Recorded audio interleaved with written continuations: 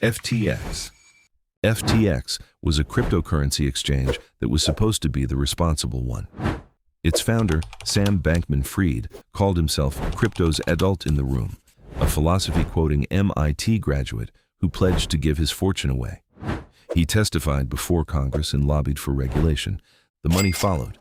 FTX was valued at $32 billion. It paid $135 million for the Miami Heat arena's naming rights. It ran a Super Bowl ad with Larry David. Tom Brady, Steph Curry, Shaquille O'Neal all endorsed it. Customer deposits had been funneled into his private trading firm and gambled away. By the end, $8 billion of customer money was gone. In November 2022, FTX filed for bankruptcy. In 2023, Bankman-Fried was convicted on all 7 counts and sentenced to 25 years. The new CEO brought in to clean it up had also overseen the Enron collapse. He said FTX was the worst he had ever seen. Theranos. Theranos was a blood testing company that didn't have a working blood test. Its founder, Elizabeth Holmes, promised a machine that could run hundreds of medical tests from a single drop of blood. The press called her the next Steve Jobs. The company was valued at $9 billion, and Holmes became the youngest self-made female billionaire alive. The board was a wall of power. 2 former U.S. Secretaries of State, retired generals, former senators. The machine didn't work. Theranos was secretly running its tests on ordinary commercial machines, the very ones it claimed to replace. Patients got results about cancer and pregnancies from a device the company's own scientists knew they couldn't trust. A Wall Street Journal reporter finally asked the question no one powerful had bothered to ask: does it actually work? In 2022, Holmes was convicted on 4 counts of fraud and sentenced to 11 years. She didn't set out to build a fake machine, she set out to build a real one and couldn't say the words, "It doesn't work." WeWork. WeWork was an office rental business that called itself a tech company. Its founder, Adam Neumann, leased buildings, sliced them into trendy workspaces, and rented the desks back out. But he called it a physical social network that would elevate the world's consciousness. The world believed him. SoftBank poured in about $16 billion. By January 2019, WeWork was valued at $47 billion. Neumann invented financial terms that exist in no accounting textbook, most famously, community-adjusted EBITDA, which made catastrophic losses look like profit.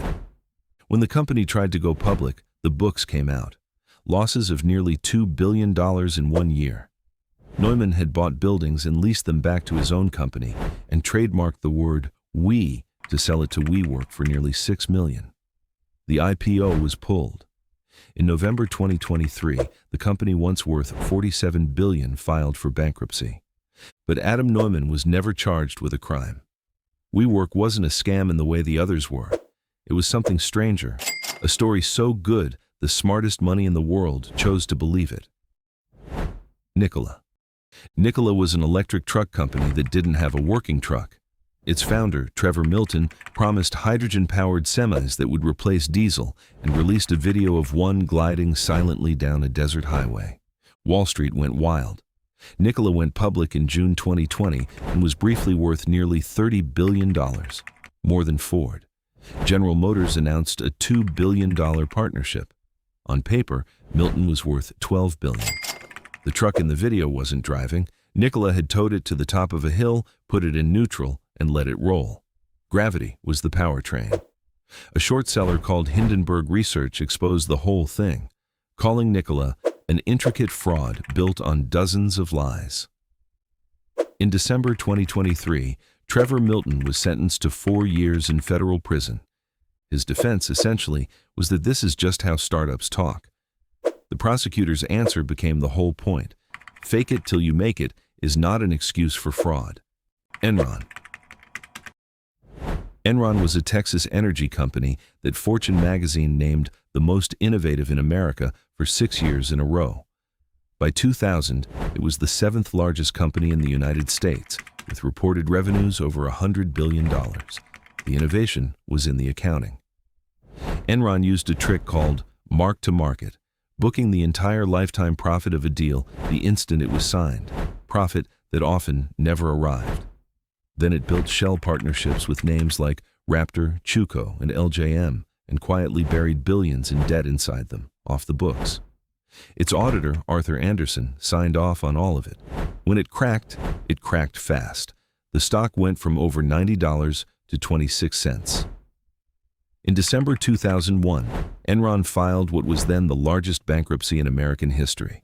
20,000 employees lost their jobs and their retirement savings. Arthur Andersen, an 89-year-old firm, was destroyed entirely.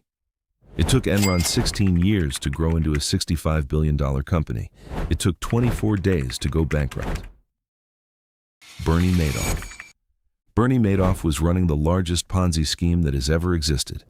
And he wasn't some fly-by-night con artist. He was a Wall Street legend, a former chairman of the Nasdaq Stock Exchange. He delivered steady returns year after year, 10%, almost never a loss.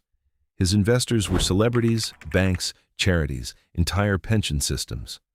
By 2008, their statements showed $65 billion. None of it was real. Madoff hadn't made a single real trade for these clients in over a decade.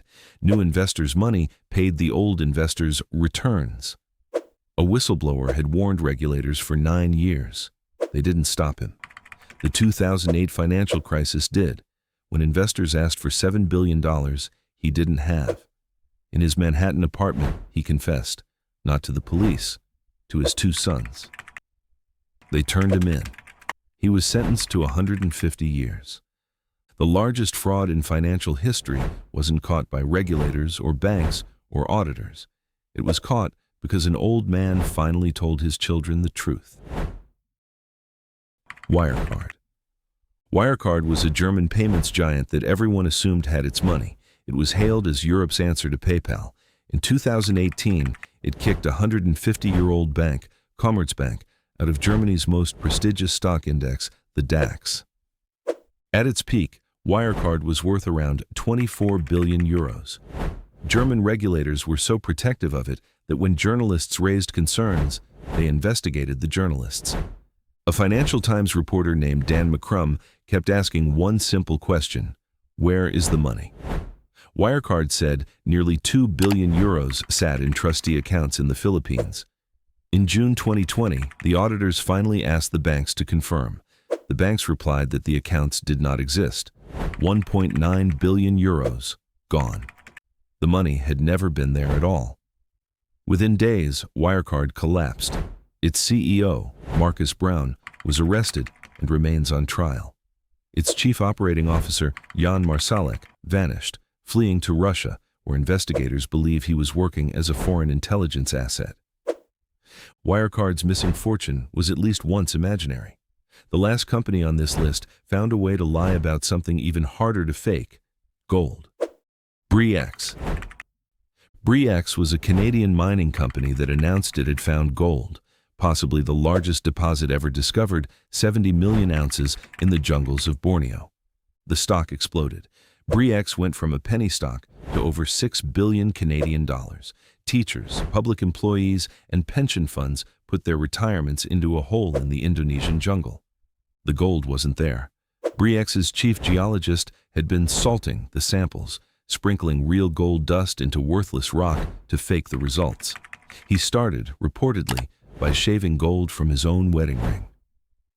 In March 1997, the geologist fell from a helicopter over the jungle, a 400-foot drop. His body was identified by a single molar and a thumbprint. Whether he jumped or was pushed has never been resolved. 40,000 investors lost billions. And here's the part that should bother you. No one was ever convicted. The geologist was dead, the founder died of a stroke, and the last executive standing was acquitted. One of the largest frauds in financial history, and in the end, legally, it was as if no one had done it at all.